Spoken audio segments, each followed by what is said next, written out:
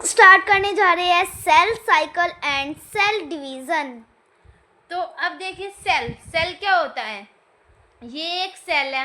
हमको सेल की डिवीजन क्यों करनी पड़ी? क्या आप जानते हैं कि हमको सेल की डिवीजन क्यों करनी पड़ी? इसका क्या कारण रहा होगा? क्योंकि जब सेल है, ये इसके अंदर है न्यूक्लियस, जब ये ग्रो करता है तो क्या होता है, ये भी बड़ा हो जाता है, सेल बड़ा हो जाता है, लेकिन उसका जो न्यूक्लियस है वो तो छोटा रहता है। जो साइटोप्लाज्म है उसका वो बढ़ता रहता है। ऐसे ही और ग्रो करेगा तो ये और बड़ा हो जाएगा। इसकी जिसका जो अंदर का साइटोप्लाज्म है वो तो बढ़ता रहेगा, लेकिन जो न्यूक्लियस है इसके अंदर वो छोटा का छोटा रहेगा और न्यूक्लियोप्लाज्मिक रेशियो जो है वो कम हो जाएगी। क्या कम हो जाएगी? साइटोप्लाज्मिक रेशियो जो है वो क्या हो जाएगी? कम हो जाएगी, डिक्रीज हो जाएगी। तो हमें इसको रोकने के लिए हमको सेल की डिवीजन करनी पड़ी, सेल को तोड़ना पड़ा। क्यों? ताकि हम इसको बैलेंस कर सके, इसको रिस्टोर कर सके, इसलिए हमने इसको कन्वर्ट कर दिया, इसको दो में तोड़ दिया। तो यहाँ पर क्या हो गए? दो न्यूक्लियस बन गए और न्यूक्लियोसाइटोप्लाज्मिक रेशियो जो है वो सही हो गई। क्या किया हमने? रिस्टोर कर दिया हमने न्यूक्लियोसाइटोप्लाज्मिक रेशियो को।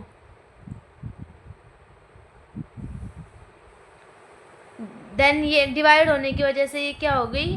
अभी इसकी रेशियो जो है वो सही हो गई है। अब करते हैं हम start cell cycle. Cell cycle क्या होता है? सेल की जो साइकिल होती है जिसमें वो सेल जो है वो डीएनए जो है रेप्लिकेशन भी करता है और जो सेल है वो ग्रोथ भी करता है। इसको क्या कहा जाता है? Cell cycle.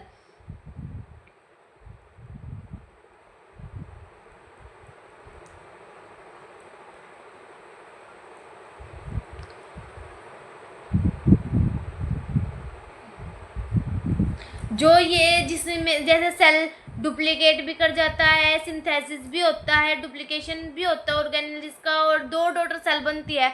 जो ये पूरी साइकिल होती है ना, जिसमें सेल डिवाइड भी कर रहा, ग्रोथ भी कर रहा है, रेप्लिकेशन भी कर रहा, उसको क्या कहा जाता है? Cell cycle.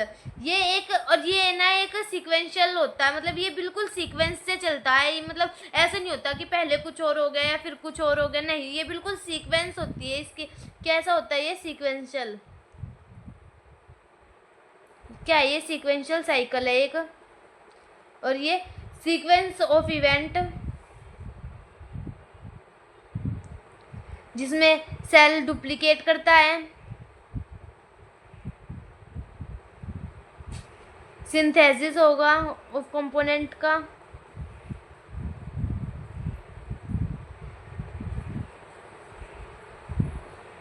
डुप्लीकेशन हो जाएगी ऑर्गेनेली की,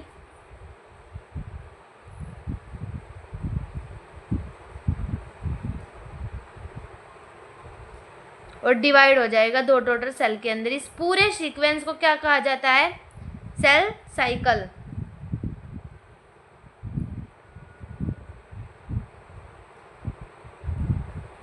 ओके, तो ये अब हम करते हैं इसकी टाइमिंग की। टाइम, एक सेल जो है वो कितना टाइम लेता है डिवाइड होने के लिए?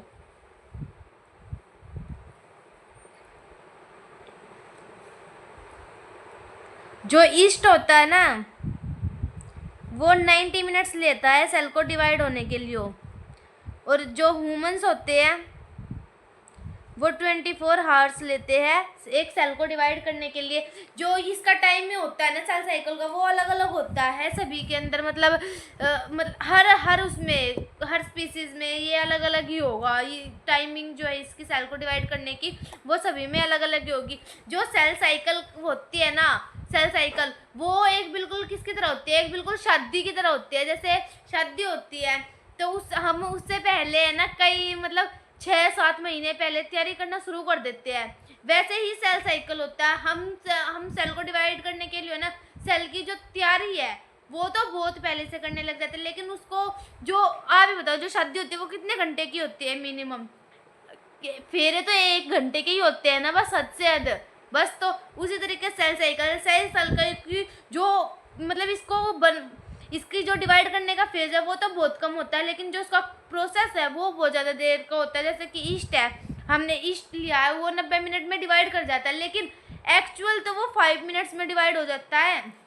और जैसे ह्यूमन है वो भी जो डिवाइड होता है ना वो तो कितने 1 आवर्स लेता है ओनली डिवाइड होने में, लेकिन जो उसका प्रोसेस है ना वो 23 आवर्स चलता रहता है। ओके, अब हम करते हैं फेजेस ऑफ सेल साइकिल।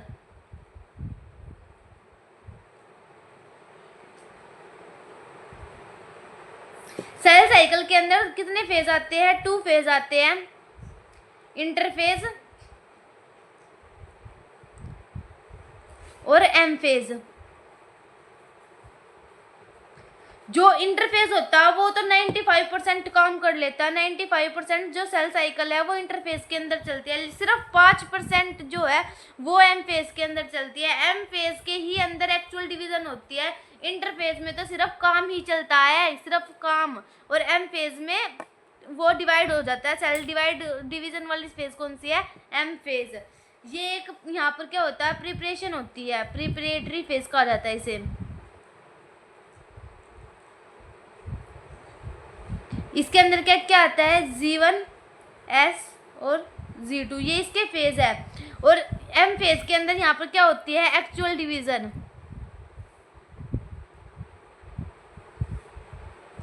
यहाँ पर दो, ये जो है M फेज है वो 2 टाइप में बटा हुआ है। कौन कौन से में? कैरियोकाइनेसिस और साइटोकाइनेसिस। जो कैरियोकाइनेसिस है वो 4 फेज में बटा हुआ है, PMAT। Prophase, metaphase, anaphase and telophase. ये एक सीक्वेंस ऐसे चलता रहता है, G1 से S, S से G2, G2 से M, M से G1, G1 से S, S से G2। ये ऐसे ही फेज चलता रहता है। मतलब 2G के बीच में जो है वो M आता है, मतलब 2 इंटरफेस के बीच में एक M आता है और 2M के फेज में एक इंटरफेस आता है। इसे ऐसे भी बोला जा सकता है। अब हम करते हैं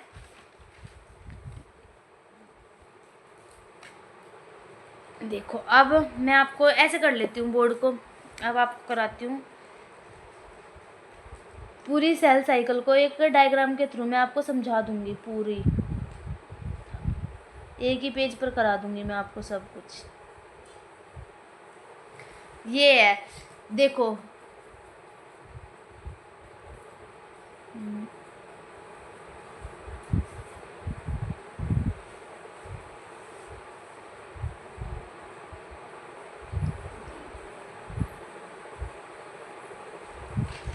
ठीक है, ये देखिए ये क्या है?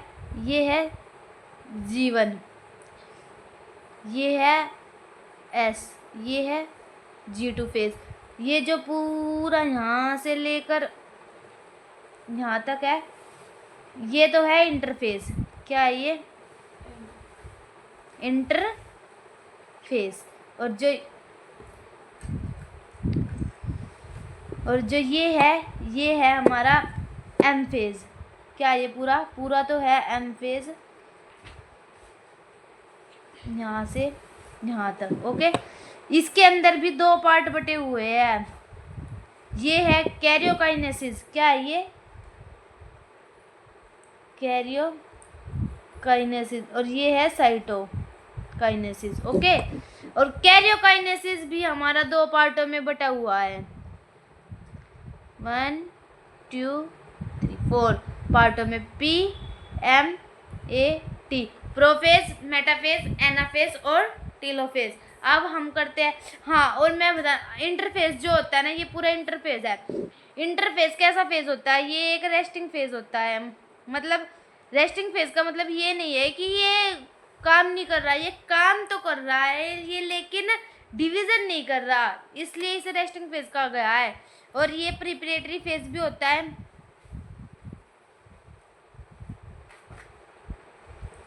ये इसका मतलब रेस्टिंग फेज का मतलब क्या बताया मैंने आपको कि ये नॉन डिवाइडिंग है, नॉट डिवाइडिंग, ये डिवाइड नहीं करता। मेटाबॉलिकली तो ये एक्टिव है, मतलब ये अपना काम तो कर रहा है, ये जिंदा है।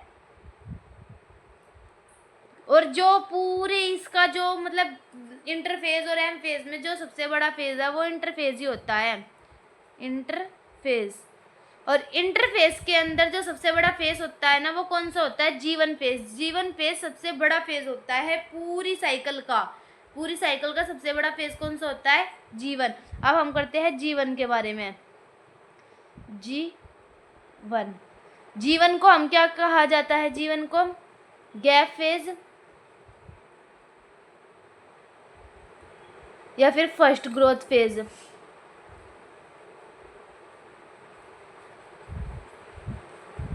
ग्रोथ फेज, ठीक है। ये जो है ये माइटोटिक फेज के, ये एम फेज के बाद में आती है, तो इसे हम प्री माइटोटिक फेज भी कहा जाता है।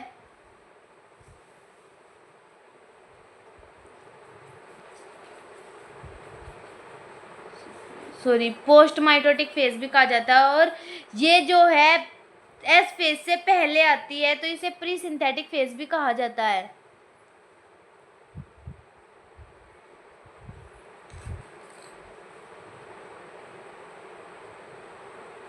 अब हम कर लेते हैं इसके फंक्शंस।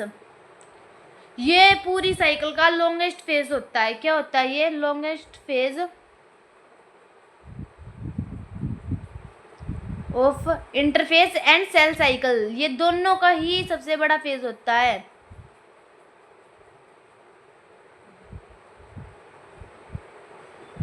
जो सबसे ज्यादा मैक्सिमम ग्रोथ यहीं पर होती है, सबसे ज्यादा ग्रोथ जीवन फेज में ही होती है। यहाँ पर जो है प्रोटीन सिंथेसिस किया जाता है, यहाँ पर प्रोटीन बनते हैं, like amino acid, amino acid बनता है, यहाँ पर प्रोटीन भी बनते हैं।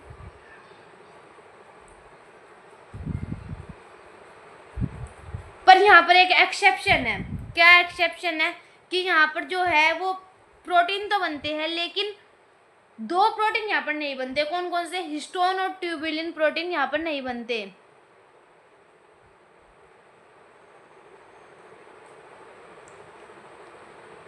ये बनते हैं किसी और फेज में, वो मैं आपको आगे बताऊंगी। ओके, डीएनए का कंटेंट भी यहाँ पर ही बनता है, न्यूक्लियोटाइड, न्यूक्लियोसाइड,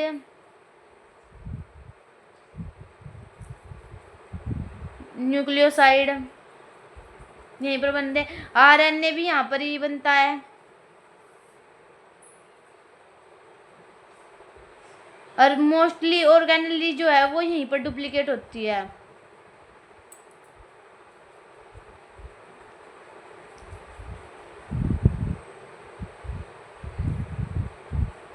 एटीपी भी यहीं पर सिंथेसिस होते हैं।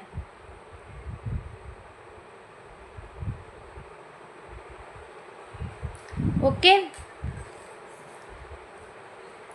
अब आ गया हमारा एस फेज। एस फेज का नाम क्या है, सिंथेसिस फेज। मतलब जो मेन चीज होती है वो यहाँ पर ही बनती है, सिंथेसिस फेज। ठीक है, यहाँ पर क्या होता है, यहाँ पर डीएनए जो है वो डुप्लीकेट कर जाता है, मतलब डिवाइड होने का काम जो स्टार्ट होता है वो एस फेज से हो जाता है। यहाँ पर डीएनए का डुप्लीकेशन होता है।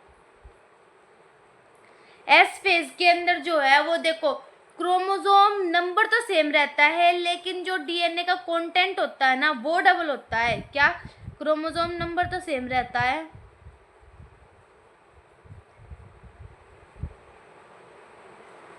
बट क्या, डीएनए का कंटेंट जो है वो डबल हो जाता है।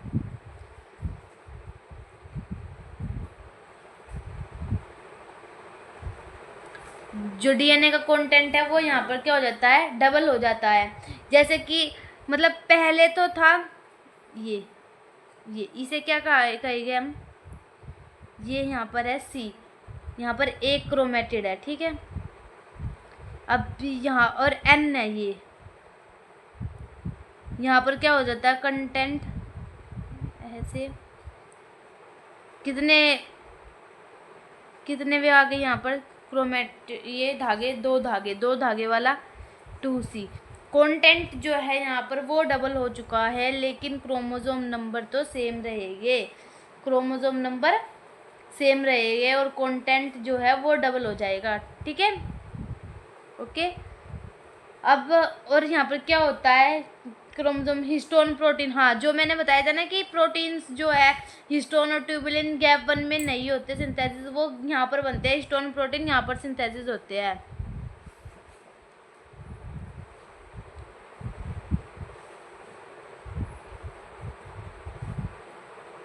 सेंट्रियोल का डुप्लीकेशन भी यहाँ पर ही होता है। सेंट्रियोल किस में प्रेजेंट होते हैं, मैंने आपको लास्ट चैप्टर में बताया था कि सेंट्रियोल किस में पाए जाते हैं, बताना एक बार। यस, एनिमल सेल के अंदर सेंट्रियोल कहाँ पर होता है, एनिमल सेल के अंदर। सेंट्रियोल भी डुप्लीकेशन कहाँ पर होता है, एस फेज के अंदर। अब आ गया G2 फेज, G2 फेज को हम क्या लिखते हैं, गैप 2 फेज या फिर second growth phase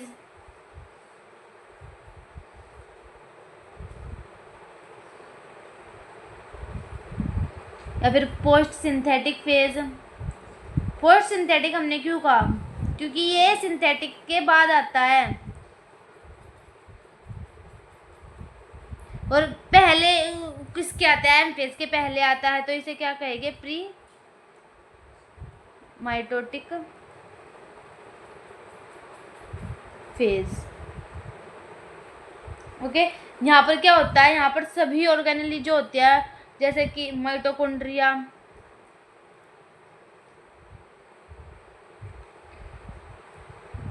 Golgi, plastid,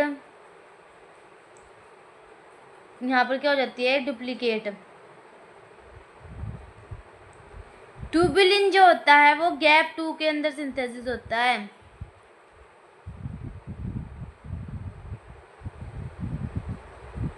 किसके अंदर होता है ये, गैप 2 के अंदर।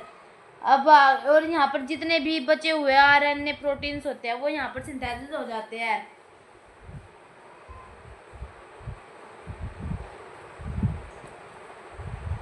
RNA protein synthesis. अब देखो यहाँ पर है ना 2 चेक पॉइंट्स आते हैं, चेक पॉइंट्स कौन कौन से है वे चेक पॉइंट्स, एक तो यहाँ पर आता है G1 से S के बीच में, कि मतलब अगर काम मान लो एक छोड़ के दूसरे में चला गया तो हमें यहाँ पर रोकने के लिए कोई होना चाहिए ना, कि तुम गलत दिशा में चल रहे हो, गलत हो, तो यहाँ पर चेक पॉइंट्स आते हैं। एक चेक पॉइंट्स ये है, इस क्या ये है major checkpoint, first checkpoint, और सेकंड चेक पॉइंट आता है G2 से M के बीच में।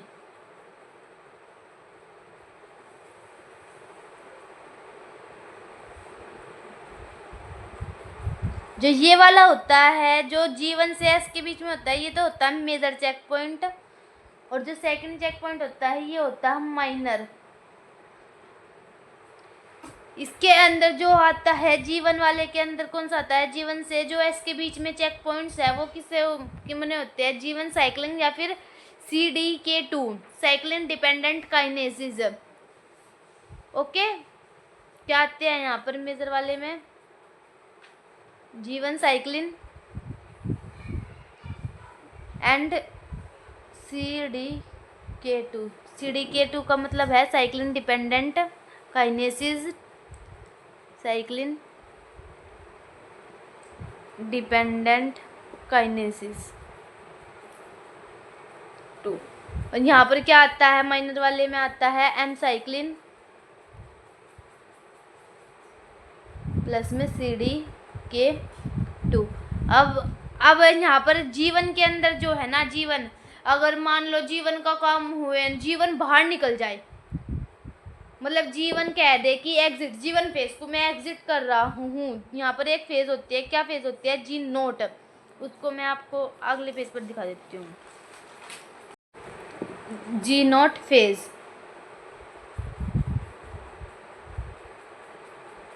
G0 फेज क्या होता है, जैसे कि ये साइकिल थी, ये ऐसे G1 था, S था एंड G2 था और M था, तो G1 अगर काम करना कह दे, मैं मुझे काम नहीं करना, तो ये जी नॉट फेज होता है यहाँ पर एक G nought phase. G nought phase जो कैसा फेज होता है, इसको क्विसेंट फेज भी कहा जाता है, क्विसेंट फेज। ये इनएक्टिव स्टेज होती है,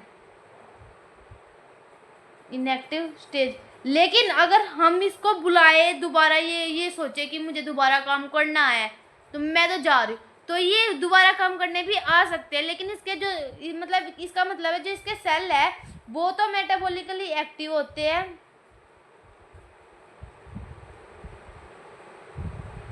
लेकिन जो ये स्टेज जो होती है वो तो इनएक्टिव होती है, मतलब ये काम नहीं करना चाह रही, लेकिन अगर चाहे तो ये काम कर सकते हैं। मतलब इसके जो सेल होते हैं वे एक्टिव होते हैं। ओके, ये क्या होता है, एग्जिट कर देती है जीवन को, ये सेल साइकिल नहीं बनाना चाहती, नॉट फॉर्म सेल साइकिल। इसे क्या कहा जाता है, कोल्ड ऑन। अगर दोबारा हम इसे बुलाएंगे ना, ये एनसीईआरटी का वर्ड है बिल्कुल, कोल्ड ऑन इंपॉर्टेंट है, ये नीट में आया गया है कोल्ड ऑन। अगर हम इसको दोबारा बुलाएंगे तो ये डिवाइड करने लग जाएगी दोबारा से। एग्जाम्पल के तौर पर हम मेरिस्टेमेटिक सेल लेते हैं, मेरिस्टेमेटिक सेल जो है वो डिफ्रेंशिएट कर जाता है, पेरेन्काइमा बना लेता है, वो जी नोट में आ जाता है पेरेन्काइम। वो फिर कहता है कि नहीं मुझे तो दोबारा डिफ्रेंशिएट होना है, तो वो डी डिफ्रेंशिएट होके सेकेंडरी मेरिस्टम बनाता है, बनाता तो मेरिस्टम ही है। एग्जाम्पल के तौर पर हम ले रहे हैं मेरिस्टेमेटिक,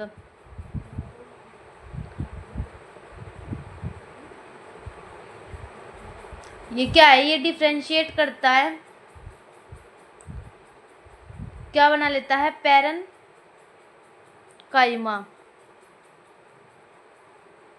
जी नोट फेज के अंदर ये रुक जाता है, अब कहता है मुझे काम नहीं करना, बस मुझे रोक दो यहीं तक ही, ये ऐसे रुक जाता है। फिर ये फिर सोचता है अब मैं काम नहीं कर रहा, चलो अब काम कर लेता हूँ, तो ये दोबारा डी डिफ्रेंशिएट कर जाता है।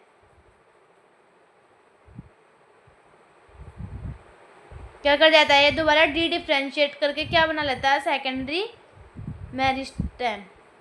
ओके, अब आ गया हम, अब ये बताओ जो एनिमल्स होते हैं, एनिमल्स और प्लांट्स, देखो अब हम करते हैं एनिमल्स एंड प्लांट्स होते हैं, उनके अंदर कौन सी स्टेज होती है, डिप्लॉइड स्टेज होती है या फिर हैप्लॉइड स्टेज होती है, बताओ। देखो डिप्लॉइड तो होगी जो 2n होगी, और जो हैप्लॉइड है वो n होती है। तो बताओ एनिमल्स के अंदर क्या होता है, एनिमल्स के अंदर ज़्यादातर क्या देखा जाता है, माइटोसिस। क्या देखा जाता है, माइटोसिस।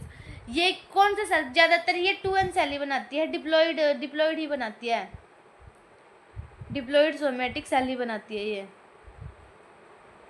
इनके जो सेल डिवीजन होती है वो ज़्यादातर डिप्लॉइड ही होती है, लेकिन एक एक्सेप्शन है यहाँ पर भी, हमारी बायो एक्सेप्शन के बिना थोड़ी चलती है,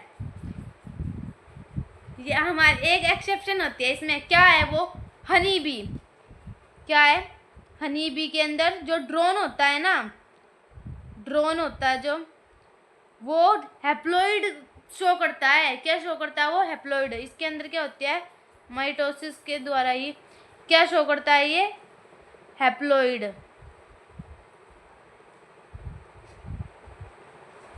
ओके, प्लांट्स जो है वो दोनों शो करता है, बोथ हैप्लॉइड भी एंड डिप्लॉइड भी। म्यूटिक डिवीजन शो करता है ये दोनों, हैप्लॉइड भी और डिप्लॉइड भी। जो हैप्लॉइड होती है वो कौन सी होती है, किसके अंदर होती है, हैप्लॉइड और डिप्लॉइड। हैप्लॉइड तो होती है अलगई, ब्रायोफाइट,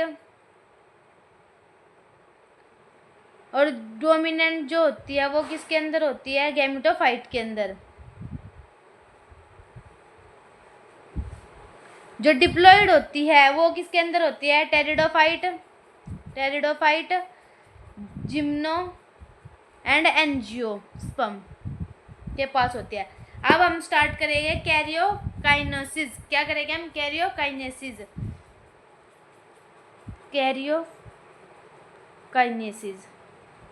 किसके अंदर आता है, ये एम फेज के अंदर। हम करेंगे अब एम फेज जो होता है, M phase most dramatic phase, यहाँ पर बहुत ज़्यादा ड्रामा होता है। क्या होता है ये, मोस्ट ड्रामेटिक फेज, बहुत ज़्यादा ड्रामा जो एम फेज के अंदर, जैसे कि शादी में शादी वाले दिन हद से ज़्यादा ड्रामा होगा, उसी टाइप से एम फेज जो मेन है, जिसके अंदर सेल एक्चुअली डिवाइड करनी ही है, उसके अंदर ही सबसे ज़्यादा ड्रामा होता है। यहाँ पर बहुत ज़्यादा ड्रामा होता है, ड्रामेटिक फेज होता है, मेजर रीऑर्गेनाइजेशन होती है यहाँ पर।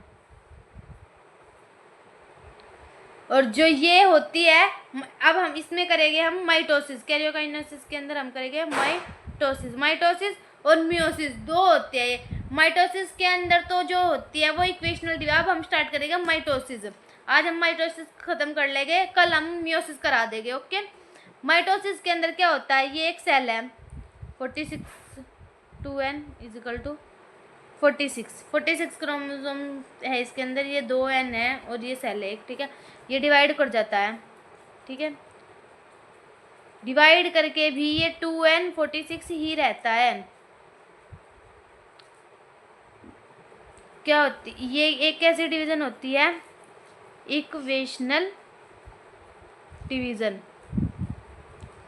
हमारे शरीर में मतलब हमारे जितने भी ज़्यादातर सेलों में क्या होता है, ज़्यादातर सेल में जो है वो यही होती है, माइटोसिस ही होती है, इक्वेशनल डिवीजन ही होती है। जैसे कि अगर हमारी खाल फट गई तो वो खाल दोबारा आने के लिए उसे तो इक्वेशनल डिवीजन करनी पड़ेगी, उसे माइटोसिस भी करनी पड़ेगी, तभी तो सेम टू सेम वैसे सेल आ जाती है। हमारे शरीर पे चोट लगती है, चोट सही हो जाती है, तो ऐसे ही जितने भी मतलब हमारे शरीर में भी ज़्यादातर जो है माइटोसिस के द्वारा होते हैं, कुछ को छोड़ के, क्या छोड़ के, गैमेटोजेनेसिस को छोड़ के।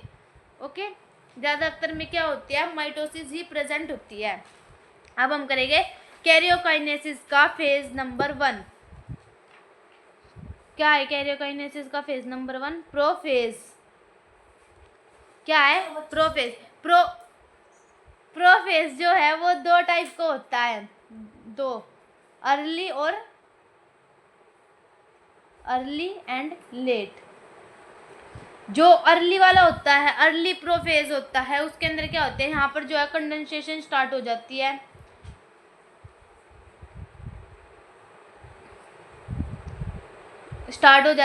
यहाँ पर जो एंड होते हैं क्रोमोसोम के वे हमें दिखाई नहीं देते अच्छे से, क्रोमोसोम नॉट डिस्टिंक्ट, दिखाई नहीं देते।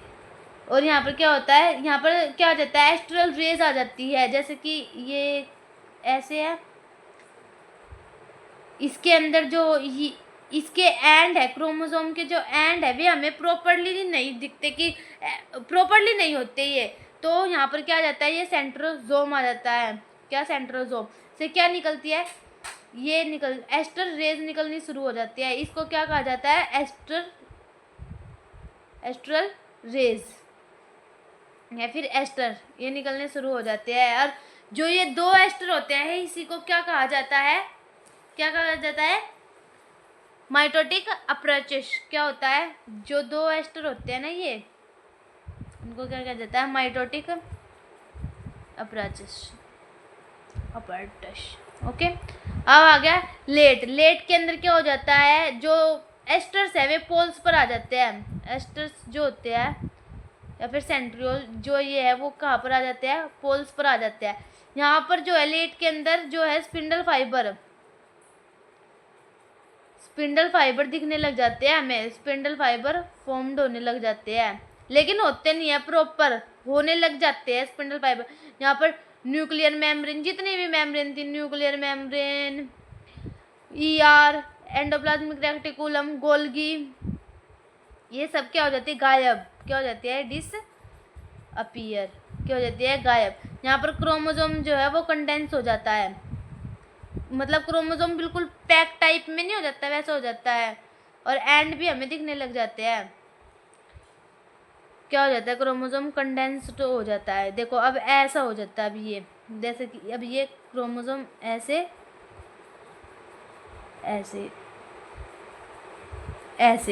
कैसे हो जाता है, ये ऐसे, ठीक है। और यहाँ पर जो है ये स्पिंडल फाइबर अटैच होने लग जाते हैं, होते नहीं है, प्रॉपरली होने लग जाती है। अब आ जाती है सेकंड फेज, क्या होती है, मेटाफेज। मेटाफेज के अंदर जो है स्पिंडल फाइबर जो है वे किससे अटैच हो जाता है? काइनेटोकोर से। क्या? Spindle fibre attach kinetochore to core. Okay. और सेल्स जो है वो कैसे अरेंज हो जाती है? एक प्लेट की तरह, मेटाफेजिक प्लेट। कैसे? मेटाफेजिक प्लेट की तरह ये अरेंज हो जाते हैं। देखो अब कैसा आ जाता है, जैसे ये है यहाँ पर ऐसे ये बना दिया मैंने क्रोमोसोम, ठीक है। अब हाँ ये है, और ये देखो अब जो ये है ना, ये हिस्सा इसको काइनेटोकोर कहते हैं। क्या होता है ये तो सेंट्रोमियर होता है। सेंट्रोमियर के बाहर जो होता है इसे जो है काइनेटोकोर कहा जाता है। इससे यहाँ पर अटैच्ड हो जाते हैं और ये जो है एक पूरी प्लेट बन जाती है। कितने? 23 क्रोमोसोम्स की। कितने? 23 क्रोमोसोम्स होते हैं पूरी लाइन में। एक लाइन में कितने होते हैं? एक ही मेटाफेजिक प्लेट होती है, 1 मेटाफेजिक प्लेट होती है। कितने अरेंज्ड होते हैं उसके अंदर? 23 क्रोमोसोम अरेंज्ड होते हैं। 23 क्रोमोसोम्स अरेंज्ड हो जाते हैं पूरे, ठीक है। तो 23 नहीं, 46 2n स्टेज है ना ये, हाँ 46 क्रोमोसोम्स ऐसे ही लाइन में अरेंज्ड हो जाते हैं। तो स्पिंडल फाइबर कितने हुए? एक क्रोमोसोम पर 2 स्पिंडल फाइबर है, तो कितने स्पिंडल फाइबर हो गए? 46 into 2 equal to 92 spindle fibre होते हैं। यहाँ पर कितने होते हैं? 92 स्पिंडल फाइबर्स होते हैं। और जिस शेप में, जिसमें मॉर्फोलॉजी दिखती है ना, वो मॉर्फोलॉजी के लिए सबसे अच्छा फेज कौन सा है?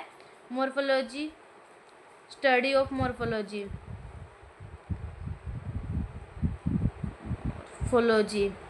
के लिए बेस्ट फेज है।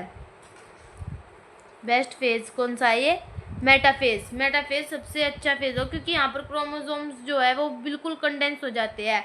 मतलब मेटाफेज क्या होता है? ये मॉर्फोलॉजी स्ट्रक्चर देखने के लिए सबसे अच्छा फेज कौन सा है?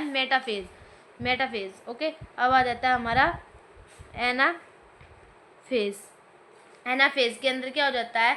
यहाँ पर जो ये ऐसे अटैच हो गए थे ना, अब देखो ये प्लेट बन गई थी, अब ये जो है वो टूट जाएगी ऐसे ऐसे।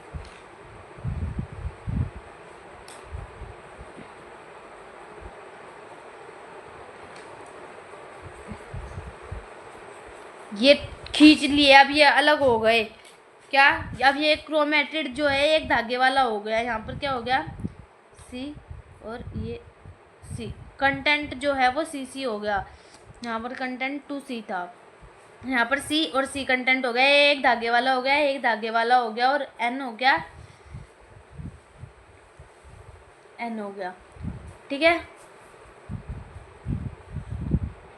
एनाफेज के अंदर क्या हो जाता है? Splitting of centromere.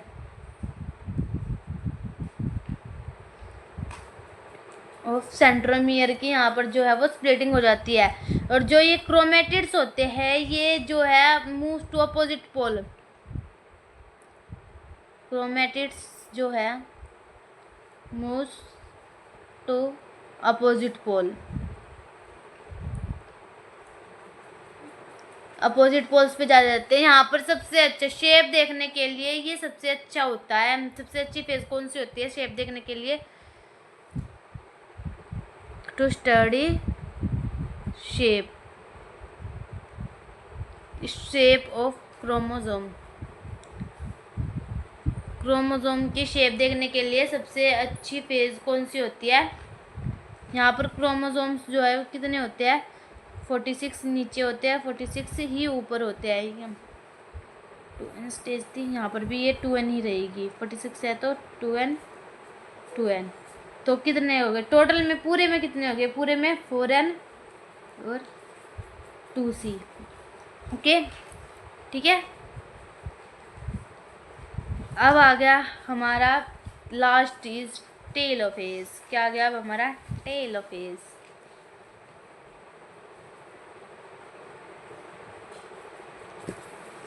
अब हमारा आ गया टेलोफेज। टेलोफेज के अंदर क्या हो जाता है, जितनी भी मेम्ब्रेन थी, nuclear membrane, nucleolus, ER, Golgi, सब वापस आ जाती है। क्या हो जाती है, सब रीअपीयर। और यहाँ पर क्या हो जाता है, डीकंडेंसेशन हो जाता है ऑफ क्रोमोसोम। और क्रोमोसोम जो है आइडेंटिटी अपनी लूज कर देते हैं।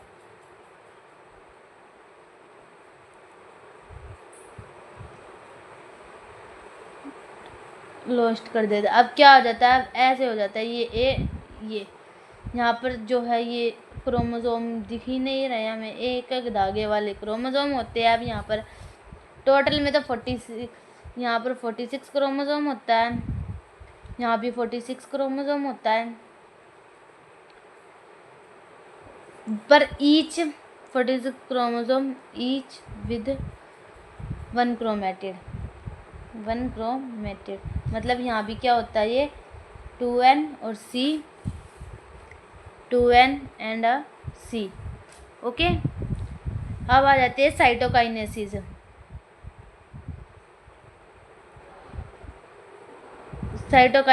यहाँ पर क्या होता है, डिवीजन ऑफ साइटोप्लाज्म, का डिवीजन होता है यहाँ पर। ये भी 2 टाइप का होता है, मतलब एनिमल्स के अंदर अलग अलग होता है और प्लांट्स के अंदर अलग होता है। जो एनिमल के अंदर होता है वो तो फर्रों के द्वारा होता है, और जो प्लांट्स के अंदर होता है वो सेल प्लेट होता है, सेल प्लेट की फॉर्मेशन हो जाती है। अब एनिमल के अंदर क्या होता है, ऐसे सेल होता है, ऐसे ऐसे ऐसे क्रोमोसोम होते हैं इसके अंदर, ठीक है।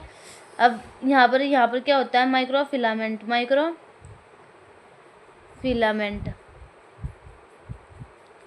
जो साइटोस्केलेटन के अंदर दिखाई देते हैं। मैंने को पढ़ाया भी था साइटोस्केलेटन के बारे में, जब उसमें माइक्रोफिलामेंट, माइक्रोट्यूब्यूल और इंटरमीडिएट के बारे में बताया था। तो यहाँ पर क्या हो जाता है, ये ऐसे धस जाते हैं अंदर को धस के ये अलग हो जाते हैं। क्या हो जाता है, अब ऐसे अलग हो जाएंगे। ओके, यहाँ पर क्या बन जाती है, ये सेल फर्रो। ये ऐसे सेल डिवीजन ऐसे केस में होती है, वो डिवीजन ऑफ साइटोप्लाज्म किस में होती है, ये सेल फर्रो के अंदर। ओके, एनिमल्स के अंदर, ठीक है। तो ये फर्रो अंदर जा रहा है, तो इसे क्या कहेंगे, सेंट्रीपिटल। क्या होता है ये, सेंट्रीपिटल। अब जा गए प्लांट्स के अंदर जो है वो सेल प्लेट की फॉर्मेशन होती है। इसके अंदर तो सेल वॉल भी होती है, और अंदर जो है वो प्लाज्मा मेम्ब्रेन भी होती है। ऐसे होता है ये। इसके अंदर एक ये होता है, इसे क्या कहा जाता है, फ्लैगमोप्लास्ट। क्या होता है ये फ्लैगमोप्लास्ट, क्या होता है ये, कॉम्प्लेक्स होता है ऑफ गोल्गी का प्लस ईआर का प्लस माइक्रोट्यूब्यूल का। मिडल लैमेला, प्राइमरी और सेकेंडरी वॉल होती है। यहाँ पर सेल क्या होती है, सेल प्लेट होती है। सेल प्लेट ये जो है इस टाइप से चौड़ा होने लग जाता है, ऐसे ये बाहर की तरफ निकलेगा, बाहर की तरफ धसेगा। ओके, तो इसे क्या कहा जाता है, सेंट्रीफ्यूगल प्रोसेस होता है ये, सेंट्रीफ्यूगल। ओके, क्या होता है ये, सेंट्रीफ्यूगल। यहाँ पर सेल प्लेट जो है ग्रो हो जाती है आउटवर्डली। अब आगे फेलर ऑफ साइटोकाइनेसिस के फेल होने की वजह से क्या क्या होता है, अगर साइटोकाइनेसिस काम करना बंद कर दे तो काइनेसिस क्या हो जाती है, फ्री न्यूक्लियर एंड डिवीजन हो जाती है। क्या हो जाती है, फ्री न्यूक्लियर डिवीजन हो जाती है। और क्या हो जाता है, मल्टी न्यूक्लिएटेड वो हो जाता है यहाँ पर, मल्टी न्यूक्लिएटेड या फिर बाई न्यूक्लिएटेड। उस स्टेज को क्या कहा जाता है, सिंसिटियम। एग्जाम्पल क्या है इसके अंदर, लिक्विड कोकोनट का जो वो होता है, लिक्विड होता है, liquid endosperm of coconut, endosperm of coconut, इसके अंदर क्या होता है, फ्री न्यूक्लियर एंडोस्पर्म।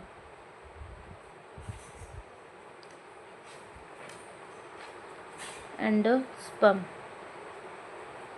अब आगे सिग्निफिकेंस करते हैं हम, सिग्निफिकेंस ऑफ माइटोसिस। माइटोसिस की सिग्निफिकेंस क्या क्या, माइटोसिस करने से हमें बिल्कुल सेम टू सेम क्लोन्स मिलते हैं,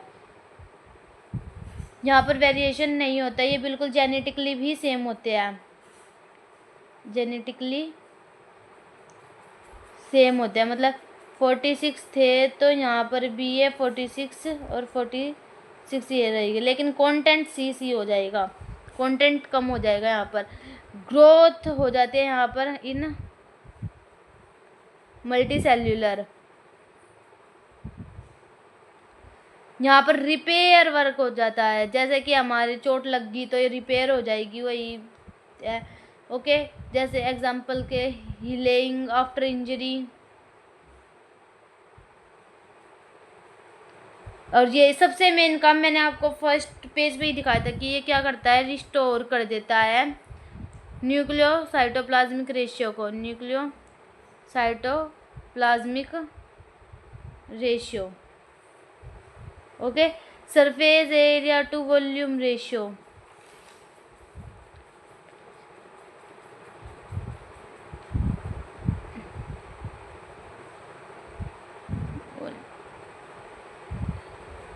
तो आज हमने क्या क्या करा है एक बार शुरू से हम पढ़ लेते हैं, बाकी मैं आपको कल करा दूंगी जो इसका म्यूसिस रह गया है।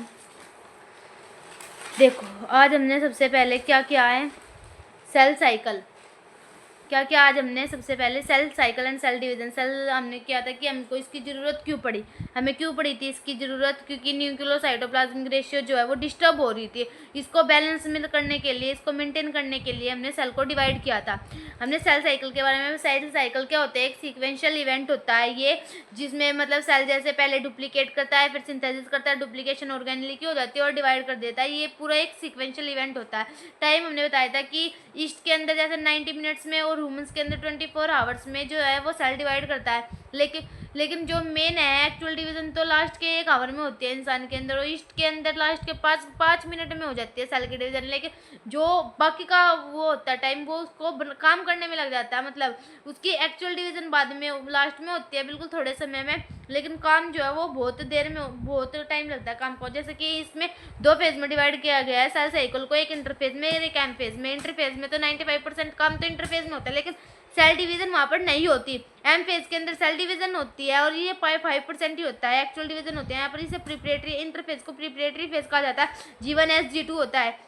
एक्चुअल डिवीजन में इसमें एम फेज के अंदर 2 फेज और आते हैं, कैरियोकाइनेसिस और साइटोकाइनेसिस। कैरियोकाइनेसिस क्या होता है, न्यूक्लियस का डिवीजन, और साइटोकाइनेसिस की क्या होता है, डिवीजन ऑफ साइटोप्लाज्म का डिवीजन।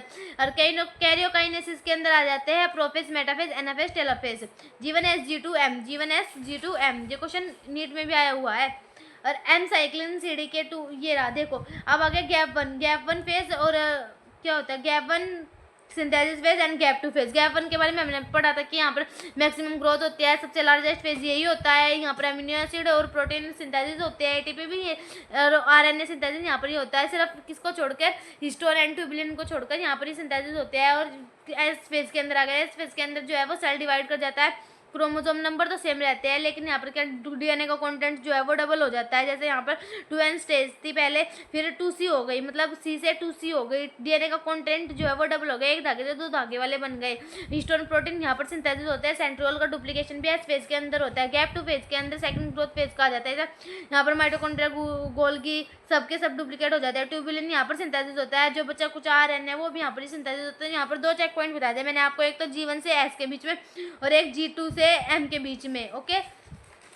उसके बाद हमने किया था जी नोट फेज। जी नोट फेज क्या होता है, जीवन जब कह देता है कि मुझे काम नहीं करना तो वो जी नोट फेज में चला जाता है। लेकिन वो स्टेज तो इनएक्टिव स्टेज होती है, लेकिन जो वो मेटाबॉलिकली एक्टिव होता है वो सेल डिवाइड नहीं करता है, इसलिए वो इनएक्टिव स्टेज है। लेकिन उसके जो सेल है वो मेटाबॉलिकली एक्टिव होता है। अगर उसे हम कहेंगे कि वो डिवाइड हो जाए तो वो डिवाइड हो जाएगा। तो कोल्ड होना अगर हम उसे बुलाएंगे तो वो फर्दर डिवाइड कर जाएगा। जैसे एग्जाम्पल मेरिस्टेमेटिक सेल के अंदर देखा गया है। एनिमल्स के और प्लांट सेल में पढ़ा था कि एनिमल्स के अंदर सबसे माइटोसिस होती है, हेप्लॉइड होती है, डिप्लॉइड होती है। तो ज़्यादातर क्या होती है, डिप्लॉइड होती है। लेकिन सिर्फ एक के अंदर इसका एक्सेप्शन है, हनी बी के अंदर ड्रोन जो है वो हैप्लॉइड स्टेज में होता है। प्लांट्स के अंदर हैप्लॉइड भी होती है, डिप्लॉइड भी होती है। हैप्लॉइड एल्गी, ब्रायोफाइट और गैमेटोफाइट। और डिप्लॉइड किसके अंदर होते हैं, pteridophyte, gymnosperm and angiosperm. Karyokinesis, karyokinesis के अंदर आता है एम फेज। एम फेज के अंदर आता है कैरियोकाइनेसिस। ये कैसा होता है, मोस्ट ड्रामेटिक फेज होता है। रीऑर्गेनाइजेशन होती है। माइटोसिस के अंदर सेम नंबर में क्रोमोसोम्स होते हैं, लेकिन यहाँ पर डीएनए का कंटेंट आधा आधा हो जाता है, लेकिन क्रोमोसोम नंबर एक धागे वाले आ जाते हैं। ये एक इक्वेशनल डिवीजन होती है। इसमें आ जाता है सबसे पहले प्रोफेज। क्या आ जाता है इसके अंदर, प्रोफेज। प्रोफेज के अंदर अर्ली भी आ जाता है, लेट भी आ जाता है। अर्ली फेज के अंदर क्या होता है, कंडेंसेशन यहाँ पर स्टार्ट हो जाती है, एस्ट्रल रेयर्स बन जाते हैं, एंड्स जो है हमें नहीं दिखते, प्रॉपर एंड्स नहीं दिखते। लेकिन लेट प्रोफेज में आने के पर हमें जो है वो दिखने लग जाते हैं। इसके एंड्स प्रॉपर तरीके से दिख जाएंगे, स्पिंडल फाइबर फॉर्म्ड होने लग जाते हैं, क्रोमोसोम कंडेंस हो जाए, न्यूक्लियर गोल्गी ER ये सब कुछ क्या हो जाएगी, डिसअपियर, गायब हो जाएगी। मेटाफेज के अंदर एक मेटाफेजिक प्लेट बन जाती है जो 46 पूरी 46 की एक वो बन जाती है, मेटाफेजिक प्लेट बन जाती है। इससे एक क्रोमोसोम से 2 स्पिंडल फाइबर अटैच्ड हो जाते हैं। ओके, यहाँ पर स्पिंडल फाइबर किससे अटैच्ड होते हैं, काइनेटोकोर से। फिर करा हमने, और हाँ, स्टडी ऑफ मोर्फोलॉजी यानी कि स्ट्रक्चर की स्टडी करने के लिए जो हमें स्ट्रक्चर देखना है तो सबसे बेस्ट फेज कौन से होती है, मेटाफेज। एनाफेज कराता है। एनाफेज के अंदर जो है स्प्लिटिंग हो जाती है किसकी, सेंट्रोमियर टूट जाते हैं। क्रोमेटिड जो है वो मुंह पोल्स की तरफ जाने लग जाती है। और हाँ देखो, जो सेंट्रोमियर है ना, सेंट्रोमियर वो सेंट्रोसोम की तरफ जाएंगे। ओके, ये जो शेप है, शेप के लिए सबसे अच्छी जो वो होती है ना, शेप देखने के लिए सबसे अच्छी फेज कौन सी होती है, एनाफेज। क्या होती है, एनाफेज। उसके बाद क्या है, टेलोफेज के अंदर न्यूक्लियर मेम्ब्रेन, जितनी भी मेम्ब्रेन हमने वहाँ पर उसमें गायब करी थी ना प्रोफेज के अंदर, वे सारे की सारी यहाँ पर वापस ले आते हैं। डिकंडेंसेशन हो जाता है क्रोमोसोम का, क्रोमोसोम आइडेंटिटी लॉस्ट हो जाती है। यहाँ पर 46 क्रोमोसोम बन जाते हैं, ईच के पास एक क्रोमेटिड एक धागे वाला बनता है। साइटोकाइनेसिस डिवीजन हो जाती है। साइटोप्लाज्म के एनिमल के अंदर फरों के द्वारा होती है और प्लांट्स के अंदर प्लेट के द्वारा होती है, सेल प्लेट के द्वारा। और फेलर ऑफ साइटोकाइनेसिस में क्या हो जाता है, फ्री न्यूक्लियर डिवीजन हो जाती है, मल्टी न्यूक्लिएटेड या बाई न्यूक्लिएटेड स्टेज आ जाती है, जिसे क्या कहा जाता है, सिंसिटियम। एग्जांपल इसका क्या है, लिक्विड है जो मतलब कोकोनट का पानी होता है, वो मतलब नारियल पानी, ये इसका एग्जांपल है फेलर ऑफ साइटोकाइनेसिस। सिग्निफिकेंस, इससे क्या होता है, clone same to same clones बन जाते हैं, बिल्कुल भी वेरिएशन, इतनी सी भी वेरिएशन नहीं दिखाई देती, बिल्कुल सेम क्लोन बनते हैं, रिपेयर हो जाते हैं, रिस्टोर कर जाते हैं न्यूक्लियो साइटोप्लाज्मिक रेशियो को। थैंक यू, आज के लिए इतना ही, और हम कल करेंगे मियोसिस के बारे में। ओके, तो आ जाना लेक्चर देखने के लिए। Thank you.